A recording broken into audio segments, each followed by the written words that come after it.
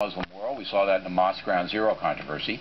And in Seattle, a newspaper cartoonist named Molly Norris is now in hiding because she's received threats from Al-Qaeda after she sponsored a cartoon contest in the newspaper featuring Mohamad, who now Fox News anchor Geraldo Rivera has been investigating. So this is pretty serious, right? Oh, she hasn't just gone into hiding. She's changed her name. She is essentially in a witness protection program. As she points out, the government is not supporting her. But Molly Norris is no more. She has disappeared off the face of the earth. Why? Because she has been put on the hit list by Awlaki, the same guy that inspired the Fort Hood shooter, the underwear bomber, the U.S.-born, the Yemnei American who we are now targeting with fatal intent. But it is a very, very serious thing. How did she find out that she was on this guy's death list? Well, there are radical Muslim websites that had her name on it. But she sponsored an Everybody Draw Muhammad contest. In other words, South Park. Remember South Park had the Muhammad controversy, where they mentioned Muhammad, and then as a result, the creators of South Park were targeted by the same Awlaki, and then she started her contest on the theory that if everybody drew Muhammad, then the jihadists couldn't kill everybody. It would diffuse the threat to any individual who happened to tread on that ground a cartoon of Muhammad. Or on the other hand, here you've seen the emotions generated by this wacky pastor in Gainesville, Florida,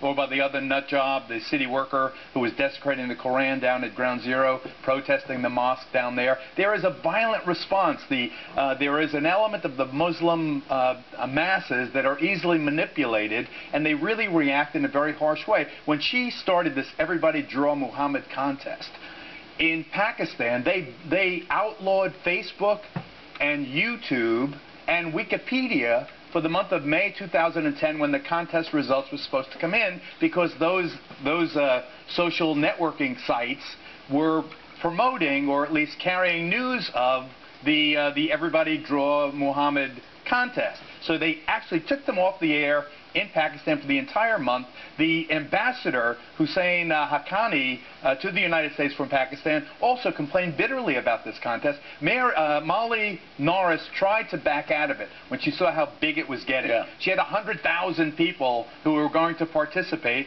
There were 100,000 in the website that was opposed to the contest, but it was too late for her to back out. By then, she was on the hit list. The FBI advised her to go underground. This is an example, Bill, I'm telling you, of however wacky we think it is, these people in the Muslim extremist faction, and there are tens of millions of them, they will kill you dead, the way they killed Theo Van Gogh, the Dutch filmmaker, and they beheaded him, just to remind you. Right, okay. Now, there is a documentary coming out about O.J. Simpson. We thought we had heard the end of him, but apparently not.